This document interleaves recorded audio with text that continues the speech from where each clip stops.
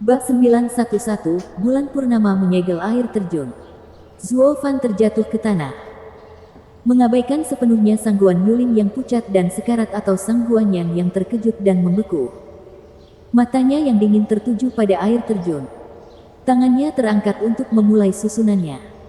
Jantung Sang Guan Qing berdegup kencang melihat sosok bangga ini. Dia tidak seperti sebelumnya. Dia benar-benar berbeda. Seperti orang asing. Untuk beberapa alasan yang aneh. Versi Gu Yifan ini memiliki pesona jahat tertentu yang membuatnya tidak bisa melepaskannya dari pandangannya. Kekuatan gila itu pasti mempunyai peranan. Tapi begitu pula aura misterius yang dibawanya. Tuan Gu. Zuo Fan hendak mengerjakan tanda-tanda itu ketika dia tiba-tiba berkata, Sanzi muda telah pergi. Saya pikir dia datang ke istana untuk mencari Anda. Kita harus pergi mencarinya dan pergi dari sini sebelum. Gerakan itu berhenti dan Zuo Fan mengerutkan kening. Itukah sebabnya kamu lari ke sini? Kamu baru saja terjun ke dalam bahaya karena sesuatu yang jelek seperti itu. Sang Guan Yulin yang terluka di kawahnya merasakan wajahnya berkedut mendengar pertanyaan itu. Baik. Jadi aku ikut denganmu ke tempat ini tanpa alasan dan berakhir setengah mati. Tapi aku tidak bisa menerima kamu masih mengabaikan penderitaanku dan hanya memikirkan bocah sialan itu. Akulah yang paling berbahaya di sini. Segala macam gangguan, keluhan dan kemarahan tertahan di tenggorokannya. Sang Guan Yulin hampir menangis. Tidak seperti Zuo Fan dan Sang Guan Qing yang punya waktu untuk memikirkan orang yang sedang sekarat. Dia mungkin sudah mati. Itu hanya menyulut pikiran buruknya. Sanzi muda masih anak-anak dan berlari ke sini berbahaya. Sang Guan Qing berkata dengan berat, Tuan Gu, apapun yang Anda lakukan, Anda harus mencarinya terlebih dahulu dan memastikan dia aman. Menatap matanya yang tegas, Zuo Fan berhenti dan berbalik. Kamu tidak perlu mengkhawatirkan Sanzi muda. Dia tidak di sini. Aku memintanya untuk meninggalkanmu dan menemuiku di tempat lain. Aku akan menemuinya sebentar lagi. Apa? Sang Guan Qing terkejut. Sang Guan Yulin memutar matanya. Hatinya sedih. Sepupu, lihat itu. Meskipun kamu mengkhawatirkan hal itu, ayahnya sudah memberikan jalan keluarnya sendiri. Niat baikmu hanya memperburuk keadaan. Dia tidak peduli sama sekali. Alis Sang Guan Qing bergetar dan dia tersentak. Maksudmu, kalian berdua berbohong padaku. Kami telah berbohong tentang segalanya. Zuo Fan berbicara. Saya pergi karena keributan itu akan menarik perhatian Bai Li Jingwei dan yang lainnya. Pergilah juga jika kamu ingin hidup atau kamu akan mati di tangan mereka. Sang Guan Qing sangat keras kepala saat dia melihat punggungnya yang dingin. Apakah kamu mencoba membuatku melarikan diri? Kalau begitu katakan padaku yang sebenarnya dulu. Bicara atau tidak? Aku akan tahu segalanya jika aku tetap di sini. Termasuk hal-hal yang kalian berdua sembunyikan dariku. Zuo Fan berhenti dan mengangguk. Baiklah. Kalau begitu aku tidak akan pergi. Mari kita lihat seberapa banyak yang kamu sembunyikan dariku. Pemakamanmu. Zuo Fan menghela nafas. Aku memberimu kesempatan sebagai bantuan atas semua yang kamu lakukan untuk Sanzi muda. Tapi karena kamu ingin bunuh diri, itu masalahmu. Zuo Fan mengabaikan semuanya dan tangannya menenun tanda.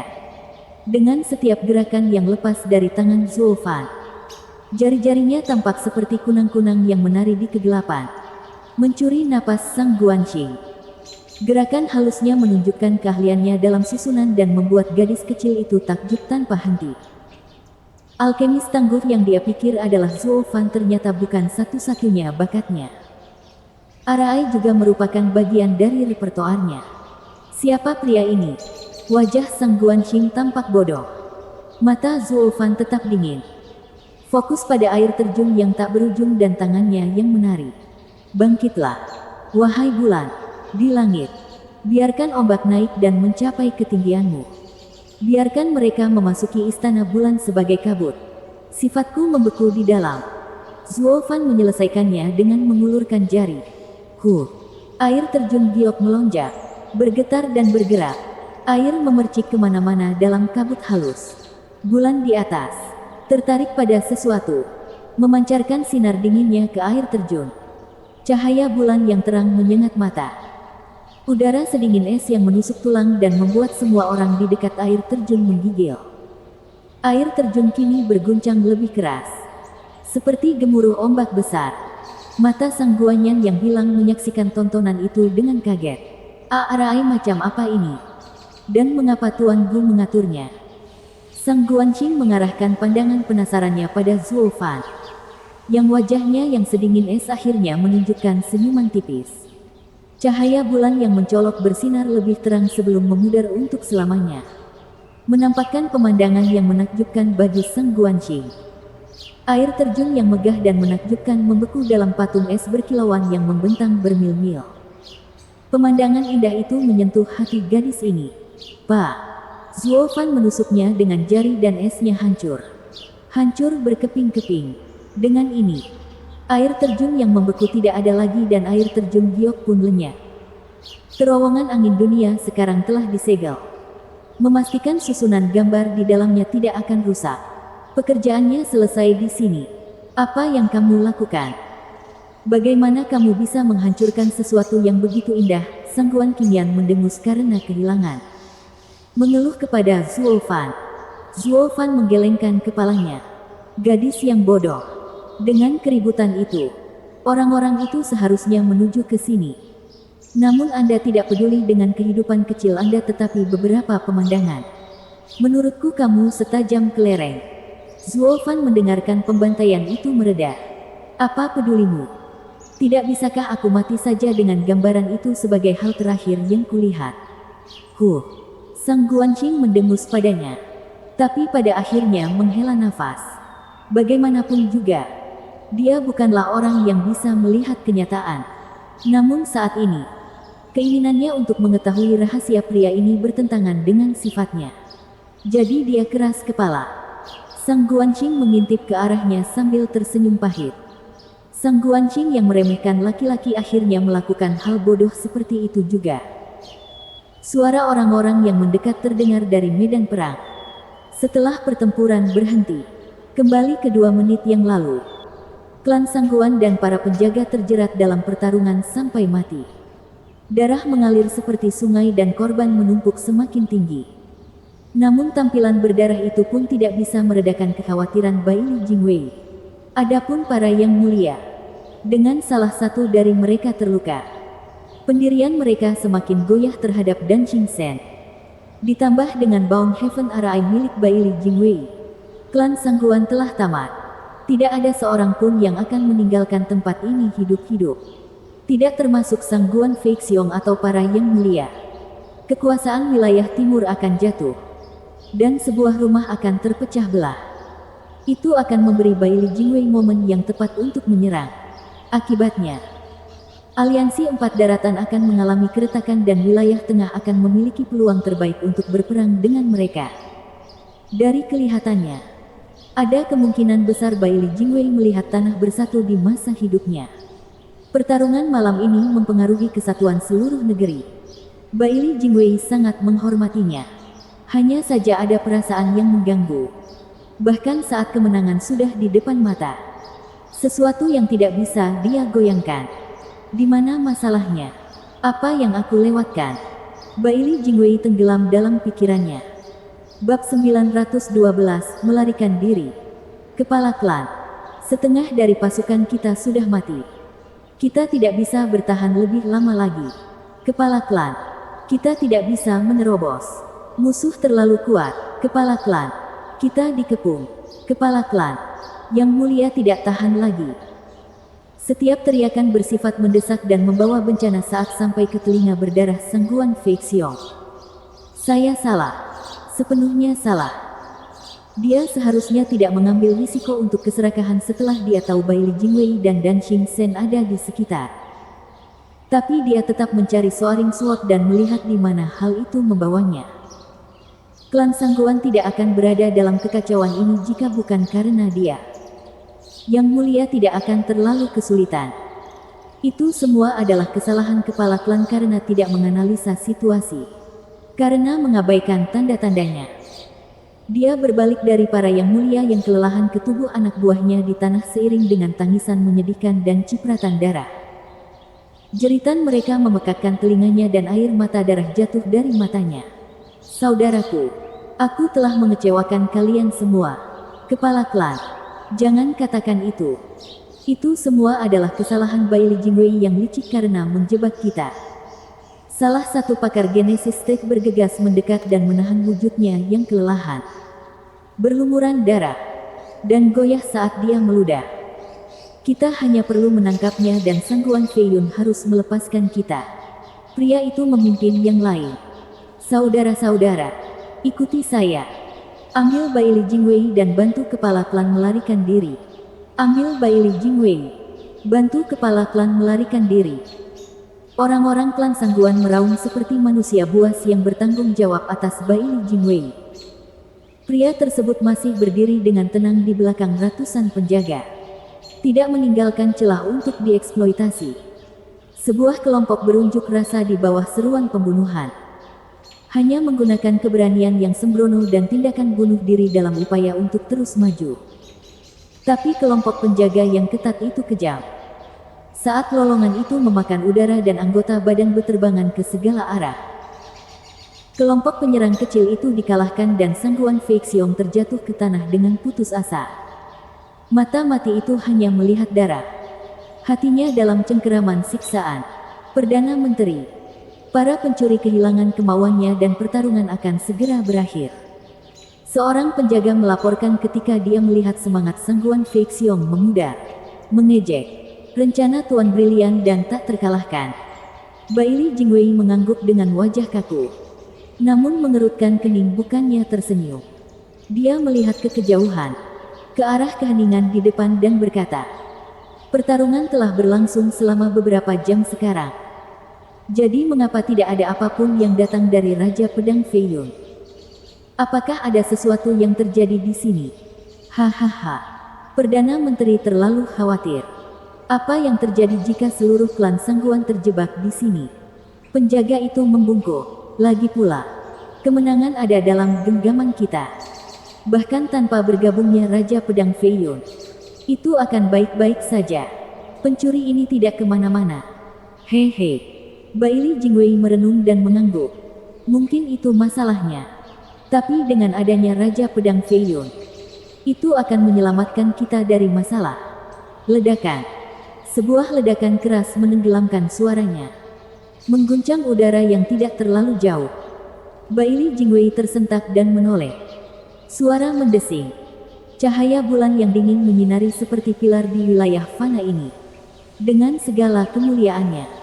Pertunjukan yang tiba-tiba menghentikan pembantaian berdarah tersebut. Memaksa para pria untuk menutup mata mereka. Beberapa menit kemudian, cahaya bulan memudar.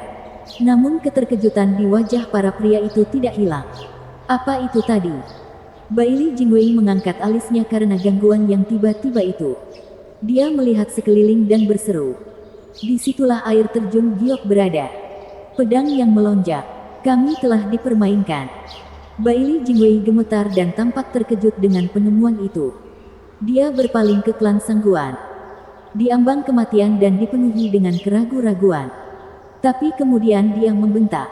Buka penghalangnya dan ikuti aku hingga jatuh untuk melindungi pedang suci. Karena terkejut, para penjaga itu langsung membungkuk. Perdana Menteri, kami tidak bisa.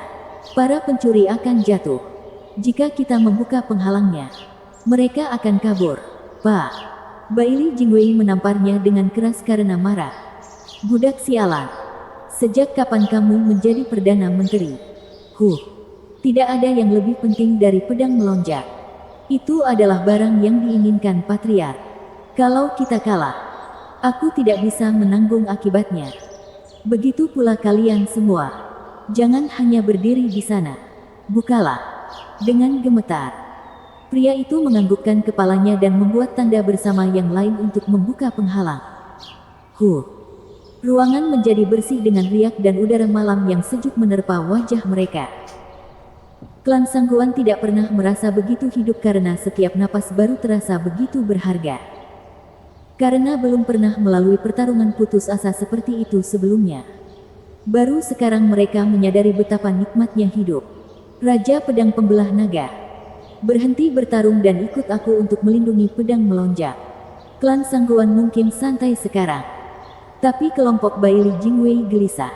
Perdana Menteri, yang selalu tenang dan cerdik, kehilangan kendali. Berteriak sekuat tenaga. Dia memimpin air terjun. Anak buahnya mengikuti setelahnya untuk memberikan keamanan. Semua penjaga segera pergi, meninggalkan orang-orang klan Sangguan yang babak belur seolah-olah mereka tidak ada. Dan Qin Shen berhenti dan melambai pada ketiganya. Senior, ayo berhenti. Saya harus pergi ke sana. Lakukan apa yang kamu inginkan sekarang. Dia terbang menuju air terjun dan menyeringai di dalam. Anak laki-laki itu yang melakukannya. Haha. Dia benar-benar ingin melakukannya di bawah pengawasan dua faksi. Hahaha. Dan Qin Shen tidak tahu apa rencana Zhuo Fan. Tapi dia tahu dia melakukannya. Dan Qin Shen, jangan berani-berani lari. Kami masih memiliki ribuan gerakan untuk membawamu. Seorang yang mulia berteriak tetapi segera terpaksa berhenti karena batuknya. Dua lainnya menghela nafas. Ketiga, berhenti saja. Jelas kitalah yang kalah sejauh ini. Berjuang lebih lama lagi akan menjadi akhir dari kita. Jangan menyombongkan diri atau itu akan terlihat bodoh. Pria itu menoleh ke keduanya dan menghela nafas. Yang pertama di wilayah barat sama sekali tidak mudah. Mereka bergegas ke sisi Sangguan Fei Xiong untuk menemuinya. Bagaimana perasaanmu, Fei Xiong? Kepala klan, kamu baik-baik saja. Klan itu ada di sekelilingnya. Menatapnya dengan cemas. Matanya masih menunjukkan ketakutan saat Sangguan Fei Xiong menatap wajah mereka. Apakah kita baru saja selamat? Seseorang pergi untuk mencuri Soaring Sword saat kita bertarung. Mereka panik dan bergegas melindunginya. Itu bisa dihitung sebagai selamat. Seorang yang mulia menghela nafas. Siapa sebenarnya pihak ketiga ini? Dia pasti sangat cerdik mempermainkan kita berdua sebagai orang bodoh. Fei Xiong, haruskah kita pergi melihatnya? Pedang melonjak ada di sana. Mungkin kita bisa menggunakan kesempatan ini untuk mengambilnya. Wajah Sangguan Fei Xiong bergetar karena keinginan tetapi menolak. Tidak.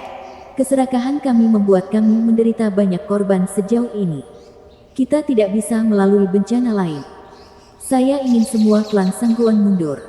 Tinggalkan tempat berbahaya ini. Dengan adanya Baili Jingwei, tidak akan mudah mengambil risiko.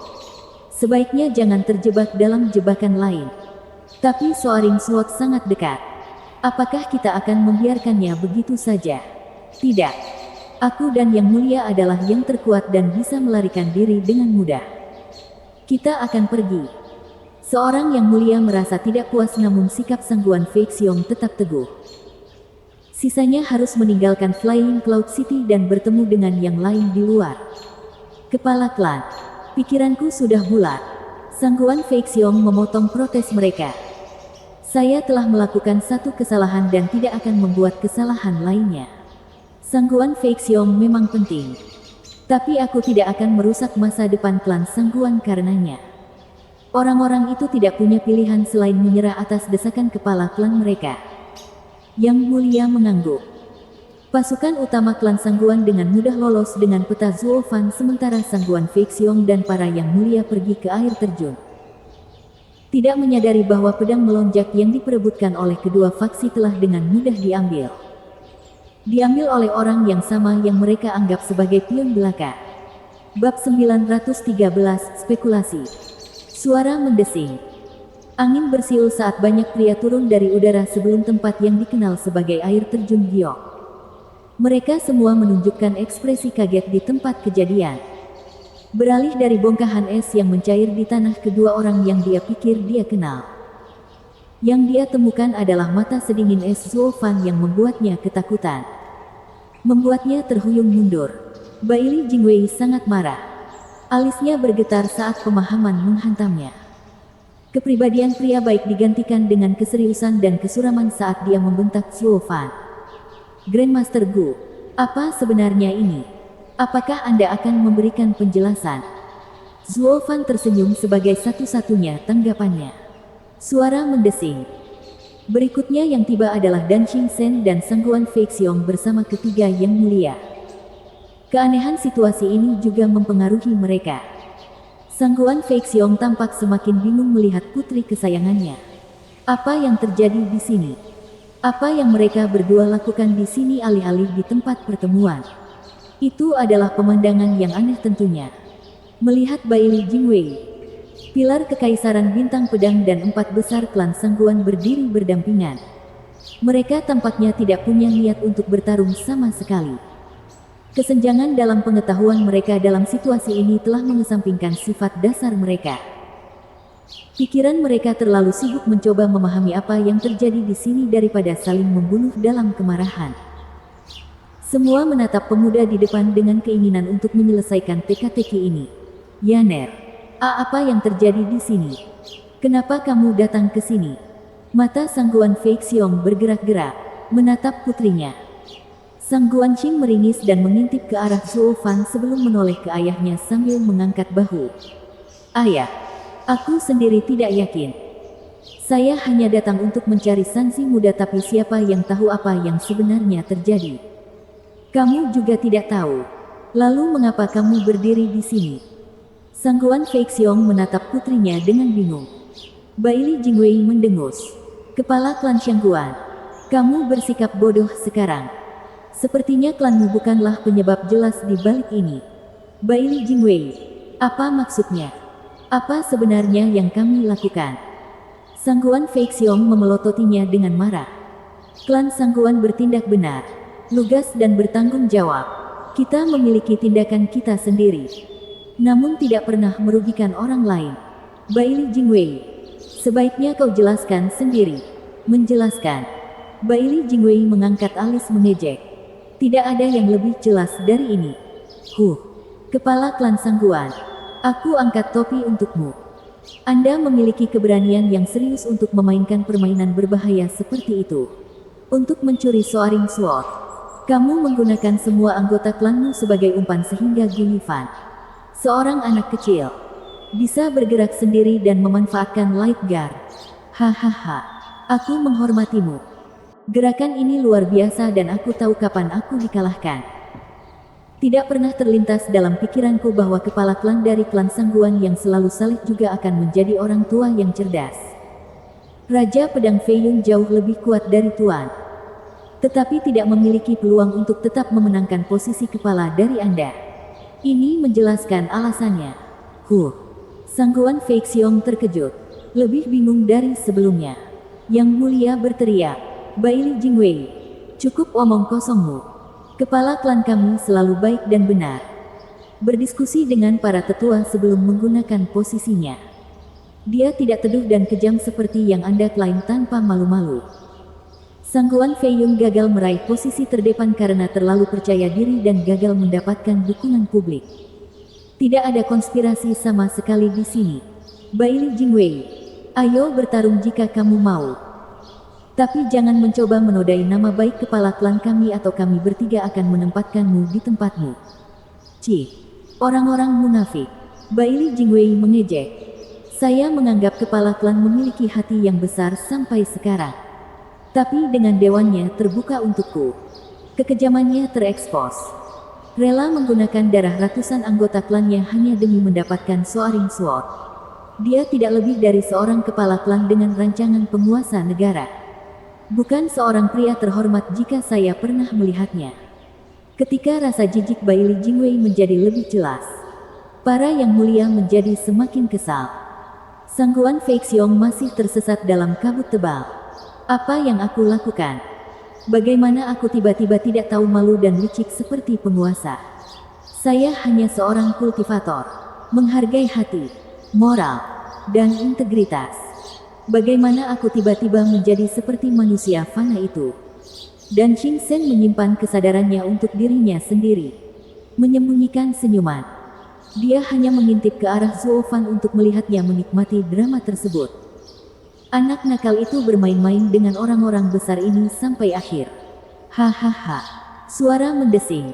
Semakin banyak pengunjung yang datang, menyela omelan masing-masing pihak.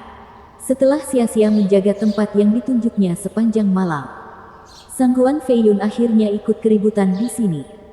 Dia bahkan tidak menyadari tatapan dingin yang dia dapatkan di sekelilingnya. Memilih untuk hanya berdiri di sana, membeku, dan mengamati di mana air terjun giok yang biasanya berada. Hanya untuk mendapati air itu hilang. Dan, seperti orang lain, bahkan mungkin lebih, dia langsung berkata, apa yang terjadi di sini? Di mana surgaku? Di mana air terjun giok berada? Di mana itu? Baili Jingwei memutar matanya. Nadanya menggigit. Apakah ini saatnya untuk memikirkan taman air? Raja Pedang Fei Yun. Masalahnya di sini adalah pedang yang melonjak. Oh, benar. Pedang yang melonjak. Karena airnya habis. Di mana pedangnya? Sangguan Fei Yun terbangun dan menatap semua orang yang hadir seolah-olah mereka masing-masing berhutang banyak padanya. Dia akhirnya memilih untuk mengarahkan pandangan buas itu pada saudaranya. Orang tua bodoh. Kembalikan pedang melonjak jika kamu tahu apa yang baik untukmu. Lakukan sekarang selagi aku masih menganggapmu saudara. Wajah Sangguan Fei Xiong berkedut keras. Hanya ingin membalas pengkhianat ini. Soaring Sword milik wilayah timur. Bukan barang pribadimu.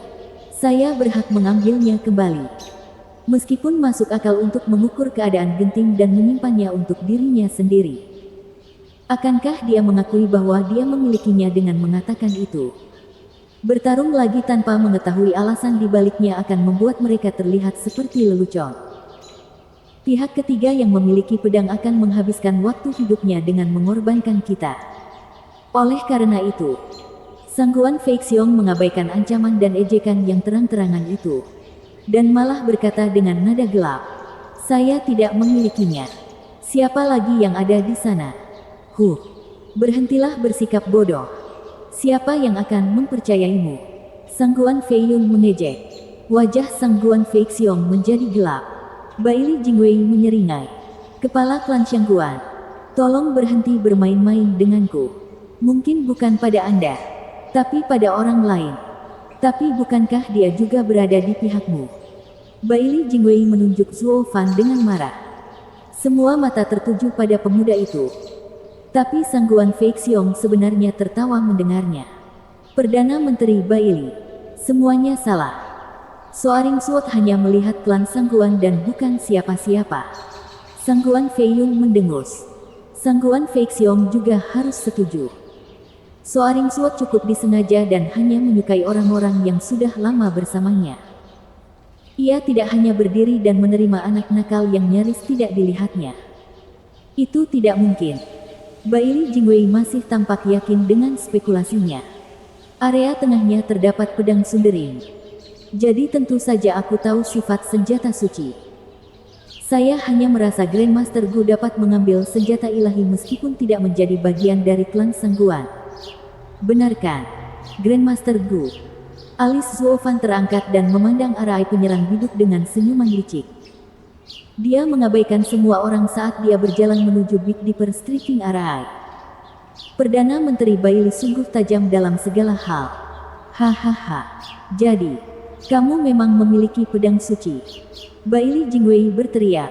Rasa haus darahnya meningkat. Kelompok Sangguan Fei Xiong memandang Zuo Fan dengan kaget.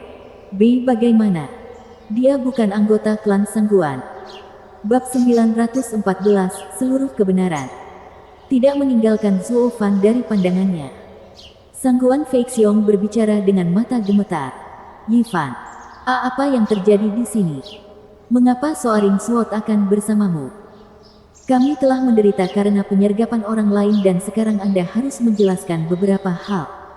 Ayah, kamu disergap. Sang Guanqing menyadari apa itu suara gemuruh dan suara sebelumnya. Itu bukan tuduhan klan Sangguan ke dalam istana, melainkan karena pembantaian.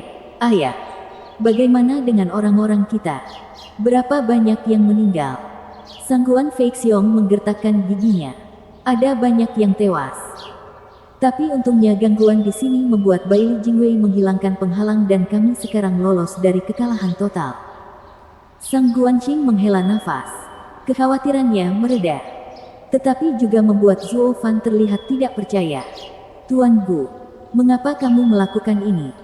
Jadi itu bukan rencana besar kepala klan Sangguan. Mengukur reaksi ayah dan putrinya, alis Baili Jingwei bergetar.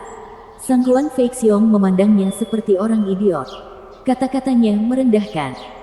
Mereka mengatakan Perdana Menteri Kerajaan Bintang Pedang lebih bijaksana daripada siapapun. Sekarang saya melihat betapa berlebihannya hal itu. Tidak peduli betapa aku peduli pada pedang suci. Itu hanyalah sebuah item yang membutuhkan pengguna untuk menunjukkan kekuatannya. Tidak mungkin aku mempertaruhkan diriku dan nyawa klanku untuk mendapatkannya. Dan bahkan jika kita mendapatkannya, siapa yang akan menggunakannya? Seperti yang dikatakan Perdana Menteri, ini adalah langkah berisiko dengan peluang keberhasilan kecil dan risiko tinggi. Perdana Menteri yang brilian juga tidak bisa melihatnya. Risikonya tidak sepadan. Oh, begitu. Kita berdua tertipu. Baili Jingwei bergidik dan bergumam. Malam ini sebenarnya ada pemain ketiga di papan. Kami menganggap diri kami sebagai pemain besar. Melakukan segalanya untuk mencapai tujuan kami. Hal ini pada gilirannya membuat kita buta terhadap ikatan yang melekat pada diri kita. Mengikuti keinginan orang lain, saling membunuh dan membuka jalan menuju kesuksesan. Sungguh suatu kesalahan. Tidak sekalipun terpikir olehku bahwa mungkin ada musuh lain selain klan Sangguan yang sedang bermain. Menjadi pion orang lain telah menjadi aib terbesar dalam hidupku. Kedua belah pihak sekarang sudah jelas dan mata mereka terfokus pada Zuo Fan karena terkejut dan curiga. Untuk pertama kalinya, Baili Jingwei menggunakan nada dingin terhadap Grandmaster Gu yang sangat terhormat. Siapa kamu? Kamu bekerja untuk siapa? Gu Yifan, seorang alkemis rata-rata, sendirian dan berkeliaran, siap melayanimu. Hahaha. Kecerobohan itu membuat semua orang terkejut. Orang-orang ini kuat, jagoan besar di tanah mereka sendiri. Tetapi mereka hanyalah hiburan berdarah bagi beberapa anak kecil. Mereka pasti akan menjadi bahan tertawaan. Orang-orang ini sudah terbiasa memegang kendali, sehingga mereka bisa mengabaikan apapun kecuali kurangnya rasa tidak hormat. Baili Jingwei dan klan Sangguan memandang Zuo Fan dengan haus darah, berharap tidak lebih dari mencabik-cabiknya. Zuo Fan sekarang menjadi musuh publik nomor 1, mengumpulkan semua kebencian mereka. Oh, kecuali Sangguan Xingyan, yang terlihat sangat cemas. Dia tidak tahu Zuo Fan sudah menyiapkan jalan keluar dan terbelah menjadi dua. Zuo Fan tampak tidak terpengaruh oleh semua permusuhan yang dia kumpulkan. Mencemooh dan benar-benar menikmati niat buruk orang lain yang sepertinya semakin bertambah dengan setiap tindakan merendahkannya. Dia dikelilingi oleh para ahli di semua sisi namun punya waktu untuk menertawakannya. Hal ini tidak akan diterima, terutama bagi paman tirinya, Sangguan Fei Xiong, Gu Yifan. Aku selalu mengira ini adalah jebakan yang dibuat oleh Baili Jingwei. Tapi selama ini kamulah yang melakukannya. Kamu membuat peta palsu sehingga kamu bisa menjebak kami. Hahaha. Semacam itu. Meski tidak sepenuhnya benar. Zuo Fan tersenyum lebar, sambil terus mengoceh. Memberi Anda yang asli tidak akan membuat perbedaan. Tidak ketika Perdana Menteri Baili yang bijaksana mengetahui semuanya dan akan memasang jebakan yang sesuai. Yang saya lakukan hanyalah memilih lokasinya. Baili Jingwei bergidik. Kamu tahu segalanya. Sejak kapan? Konvensi Raja Pil. Terlalu percaya diri pada kenyataan bahwa dia akan menyelinap pergi. Zuo Fan tidak merasa ada salahnya menyombongkan diri dengan seringai jahat. Bagi saya sangat jelas apa niat Anda. Kapan dan bagaimana Anda mengadakan konvensi Pilking? Itu semua sesuai perkiraan saya ketika Anda menghasut Sangguan Yulin untuk membantu Anda. Sangguan Yulin adalah pengkhianat. Sangguan Fei Xiong dan Sangguan yang meringis. Kerabat mereka sendiri telah menjual mereka kepada musuh. Mereka berdua memandang Zuo Fan dengan bingung. Hanya reaksi tiba-tiba Baili Jingwei yang membenarkan kata-kata Zuo Fan. Baili Jingwei menyipitkan mata, terkejut tetapi menyembunyikannya dengan baik. Karena kamu tahu, maka kamu berusaha sekuat tenaga sampai hari ini. Terluka parah dan berada di kawahnya. Sangguan Yulin meludahkan darah dan hampir menangis. Perdana Menteri, Tuan, Anda benar-benar tahu cara menghancurkan rakyat Anda sendiri. Anda pada dasarnya mengakui kepada Sangguan Fei Xiong bahwa saya pengkhianat. Bagaimana cara saya kembali ke wilayah timur sekarang? Bagaimana aku bisa terus menjadi mata-matamu? Terlepas dari kata-kata kasar pribadinya. Sejak Zhuo Fan mengungkapkan seluruh kebenaran yang tidak ternoda. Apakah Sangguan Fei Xiong percaya atau tidak? Dia sendiri mulai meragukan nilainya sebagai mata-mata. Baili Jingwei membuktikannya dengan menyerahkannya tanpa berpikir dua kali. Hahaha. Berikan hadiah kepada Perdana Menteri yang cerdas. Anda dapat menebaknya dalam sekali percobaan. Zhuo Fan tersenyum. Baili Jingwei mengepalkan tangannya saat amarah mendidih di dalam dadanya. Grandmaster Gu. Apakah kamu mengguruiku atau bersikap sinis? Ini pertama kalinya bagi saya. Menjadi seorang jenius dalam retrospeksi. Bukankah itu lebih baik daripada tidak punya tujuan sampai akhir? Hahaha, Zhuo Fan mengangkat alisnya yang mengejek. Baili Jingwei meringis mendengar tembakan murahan itu. Bahkan ada yang mendengar giginya mengertakkan. Siapapun akan kesal jika diejek seperti yang dilakukan Zhuo Fan. Baili Jingwei tahu dia bukanlah kultivator hebat di kerajaan bintang pedang. Satu-satunya kebanggaannya terletak pada pikirannya yang tajam, kebijakannya yang sempurna, dan strateginya yang sempurna. Zhuo Fan sekarang membuktikan kepadanya bahwa semua kepercayaan diri itu hanya bernilai hinaan bagi pihak lain. Ini adalah pertama kalinya dia merasa sangat malu dan marah. Dia adalah orang yang selalu bermain-main dengan orang lain. Dan mendapati dirinya berada di ujung tali sungguh tak tertahankan. Sangguan Fei Yun memelototi Zhuo Fan sambil bertanya. Jadi, kaulah yang membuatku menunggu dengan bodoh sepanjang malam. Hahaha. Raja Pedang Fei Yun. Kamu salah orang di sana. Zhuo Fan mengangkat bahu dan mengejek sambil menunjuk ke arah Sangguan Yulin yang berlumuran darah di dalam lubangnya. Kamu harus menyampaikannya kepada pelaku sebenarnya. Dialah yang menyampaikan infonya. Jadi tanyakan padanya. Jika bukan karena keegoisannya, ingin menggunakanmu untuk membunuh orang lain, rencana awal tidak akan mengalami perubahan dan Raja Pedang Fei Yun tidak akan terpisah. Hahaha. Sangguan Fei Yun bergidik dan mengutuk. Bajingan busuk. Hanya tahu cara mengacaukannya seperti ibunya. Kamu merusak rencanaku dan kematian terlalu mudah bagimu.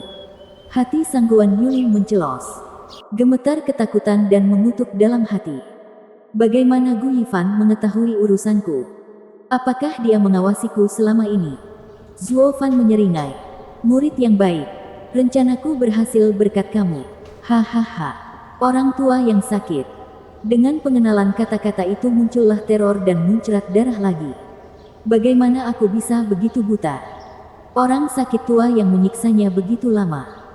Orang yang datang dan pergi seperti angin tidak lain adalah Zhuo Fan di sebelah. Itulah kenapa dia bisa masuk dan keluar seperti itu. Dia ada di sebelahku. Sangguan Yulin merasa seperti korban di sini.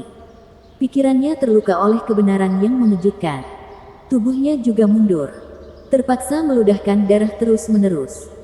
Bab 915, Arai melempar biduk. Kenyataan disiksa dan dipermainkan oleh orang yang paling dia benci dan benci membuat Tuan Muda Sangguan Yulin ini lebih terhina dari apapun di dunia ini. Dia tidak bisa bergeming dari luka serius di tubuhnya. Tapi itu tidak menghentikannya dari menggigil dalam penyesalan saat air mata rasa malu mengalir di wajahnya. Dipicu oleh kebencian pahit yang kini sudah jenuh di hatinya. Semua diarahkan pada si sakit Zhuo Fan berpura-pura. Bahkan orang paling bodoh di luar sana pun punya harga diri. Bahkan bak yang paling lemah pun memiliki batasannya sendiri.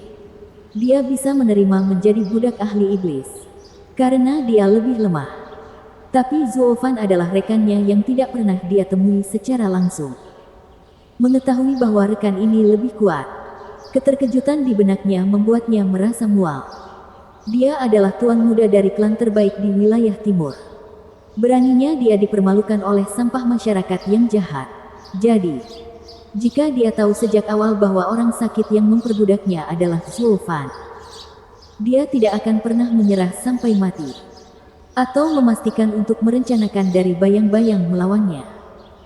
Ketakutan yang selalu dia rasakan terhadap orang sakit itu karena dia tidak mengetahui apapun tentang dirinya. Itu sebabnya Zhuo Fan memanfaatkannya dengan menyembunyikan wajah aslinya. Semakin Sangguan Yulin mengejang dan terisak-isak karena penyesalan, semakin Zhuo Fan menganggap tindakannya tepat. Seorang dalang harus memiliki gayanya sendiri untuk membangun suasana misteri dan kekuatan, kejujuran dan sikap jujur. Tidak membantu siapapun dalam menghadapi intimidasi dan memaksa orang lain menyerah untuk dimanfaatkan.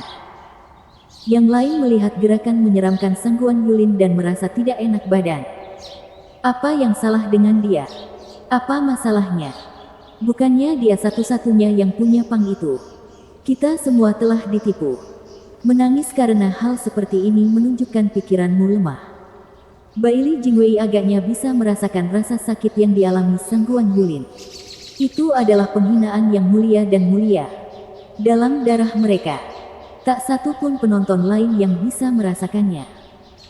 Hanya dengan dipermainkan sedemikian rupa oleh seorang anak laki-laki barulah seseorang bisa memahami rasa malu yang mendalam ini. Tidak ada bedanya dengan seorang pengemis yang meludahi wajah seorang kaisar di siang hari bolong. Tidak ada yang bisa menghilangkannya. Bahkan tidak membunuh semua orang di sini. Baili Jingwei menyipitkan mata dan memfokuskan pandangan dinginnya pada Zhuo Fan. Meskipun laporan palsu itu datang dari kepentingan salah arah Sangguan Yulin, itu semua karena Tuan Gu. Hahaha. Oh, terima kasih. Tapi yang aku lakukan hanyalah mengancamnya sedikit. Hanya sekedar ingin menyingkirkanku dan dengan demikian mempersulit keadaan. Meskipun semuanya sesuai dengan dugaanku dan sesuai dengan keinginanku. Zhuo Fan berseri-seri. Tuan Perdana Menteri, sebenarnya benar ketika Anda mengatakan itu karena saya, Sangguan Yulin, di dalam lubangnya, menangis lebih keras. Zhuo Fan kembali memberikan pukulan telak pada jiwanya yang lemah. Dia hanya ingin membunuh Zhuo Fan. Tetapi dia langsung bermain di tangan pria itu. Dan malah membantu. Itu adalah pukulan paling keras yang bisa diterima oleh seorang egomania. Takut dan ketakutan. Semua pekerjaan yang saya lakukan menguntungkan orang lain. Oh, egoku yang malang. Bukan hanya memar, tapi hancur berkeping-keping. Sangguan Yulin melolong. Air mata mengalir tanpa henti saat dia menangis seperti bayi.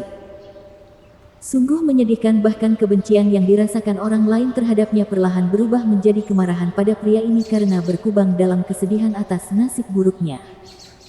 Bahkan Sangguan Feiyun pun merasakan hal yang sama terhadap keponakan mata-matanya ini. Pang ini bukan pemain besar. Lihat dia. Bagaimana dia bisa naik ke kursi mulia sebagai penguasa wilayah timur. Tuan Gu benar-benar memainkan peran yang hebat. Saya tidak akan pernah melupakan ini dan mengagumi prestasi Anda. Baili Jingwei memahami segalanya dan benar-benar memberi nilai lebih pada Zhuo Fan. Hanya saja kali ini, ia lahir dari keletihan dan bukan rasa sayang. Siapapun yang bisa membuat Baili Jingwei menari mengikuti iramanya tidak bisa dianggap enteng. Baili Jingwei melihat sekeliling untuk melihat dia tidak memiliki pembantu lain dan memberi isyarat kepada penjaga untuk mengepung Zhuo Fan. Tuan Gu brilian dan telah mengarahkan permainan ini dengan cara terbaik untuk keuntungan Anda. Hal ini membuat saya percaya bahwa Anda telah meninggalkan jalan keluar bagi diri Anda sendiri. Bukan? Hahaha. Tuan Perdana Menteri sungguh pintar. Karena kamu tahu mengapa membuang waktu berbicara dan menyuruh orang-orang mengelilingiku. Mengetahui sesuatu dan melakukan apa yang diperlukan adalah hal yang berbeda. Ada juga masalah kemungkinan. Keduanya saling menatap mata dan tertawa terbahak-bahak. Zhuo Fan mencibir sementara Baili Jingwei tertawa dingin. Melihat keduanya berselisih.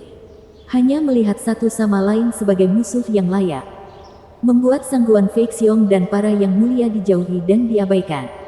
Wajah mereka berkedut. Merasakan harga diri mereka terpukul bersama Sangguan Yulin. Ayolah. Tidak bisakah kamu setidaknya melirik ke sini juga? Kami juga ahli klan Sangguan di wilayah timur. Kami mulai merasa tidak enak karena kamu mengabaikan kami seperti itu. Tapi siapa yang peduli dengan 4 kantong tulang tua? Bukan mereka berdua dan tentunya bukan Sangguan Feiyun. Mereka tidak memiliki Soaring Sword. Bukan. Semua mata hanya terfokus pada satu orang. Zuo Fan. Mereka lelah dan tegang karena gerakan tiba-tiba dari Grandmaster Gu yang mempermainkan mereka sepanjang malam. Bagaimana dia bisa kabur? Bagaimana dia bisa membiarkan begitu banyak ahli hebat lolos? Kenapa dia begitu yakin dia bisa? Hal yang tidak diketahui selalu memiliki kemampuan untuk membuat semua orang gelisah. Berdoa dalam imajinasi gelap mereka. Mata cantik Sang Guanxing memandang mereka yang mengetahui segalanya dan meremehkan Zuo Fan karena terkejut. Dia menganggapnya orang asing. Orang asing yang membuat jantungnya berdebar kencang dan wajahnya merah. Itu melampaui apapun yang dia pikir mungkin terjadi. Rata-rata alkemis Radiant Stage yang lemah dan diabaikan yang pernah menyelamatkannya ternyata adalah orang yang suka mengontrol dan pahlawan yang tidak saleh. Sikap Zuo Fan sangat mendominasi. Sangat kontras dengan sikap ayahnya yang saleh. Namun bernuansa memerintah. Gaya angkuh Zuo Fan adalah pembunuh bagi gadis-gadis seperti dia. Menariknya lebih dalam ke jaringnya. Namun untuk saat ini, matanya yang obsesif tidak diperhatikan oleh Zuo Fan. Apalagi ratusan mata lainnya juga memperhatikannya. Zuo Fan melihat sekeliling lalu memilih Baili Jingwei. Tuan Perdana Menteri. Naskah saya sudah diatur saat diputar. Tidak ada kemungkinan. Aduh. Dengan teriakan tajam, tangan Zuo Fan menjalin sebuah tanda. Riak menyebar dari kakinya dan bintang biduk bersinar terang dari ketinggian di langit. Cahaya yang menyilaukan diturunkan dari salah satu bintang tepat di tempat Zuo Fan berdiri. Menahannya dengan aman di dalam. Semua orang berteriak kaget dan mundur karena ketakutan dan kelelahan. Itu susunan bintang kuno. Seharusnya itu sudah hilang sejak lama. Bagaimana? Sebuah suara tua terdengar. Kamu tahu susunan ini? Baili Jingwei gemetar dan menoleh ke salah satu dari 10 Grandmaster kelas 11 yang dia bawa dari ibu kota kekaisaran. Dia berteriak dengan cemas. Apa fungsinya? Menyaksikan tirai cahaya terang dengan mata tertegun. Tatapan pria itu juga mengandung obsesi. Dia hanya bereaksi ketika Baili Jingwei meneriakinya. Perdana Menteri. Ada banyak susunan bintang dengan efek yang berbeda-beda. Ini baru pertama kalinya saya melihat keajaiban seperti itu. Mengenai apa fungsinya dan untuk apa? Saya tidak tahu. Lalu kenapa banyak bicara? Baili Jingwei yang selalu penuh hormat kehilangan kesabaran dan mengutuk. Zuo Fan tersenyum di balik tirai cahaya. Tuan Perdana Menteri. Anda harus menjaga amarah Anda. Dia tidak tahu tapi aku tahu. Karena ini adalah akhir. Saya tidak melihat ada salahnya berbagi dengan Anda susunan bintang ini. Arai melempar biduk. Dia. Zuo Fan menyeringai. Tampak sangat sombong. Teleportasi. Susunan teleportasi. Baili Jingwei tersentak dan membentak perintah. Hentikan dia sekarang. Jangan biarkan dia pergi. Ya Pak. Orang-orang itu bertindak tetapi Zuo Fan menggelengkan kepalanya. Sudah terlambat untuk itu. Susunan teleportasi bintang ini difokuskan pada kecepatan.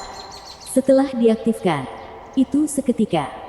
Bahkan para ahli Genesis State tidak dapat mencapai kecepatannya. Saya hanya perlu menggeser jari saya dan... Zuo Fan menyeringai saat tangannya bergerak dan menghilang. Alis Baili Jingwei terangkat dan mengepalkan tinjunya dengan kebencian. Bersambung.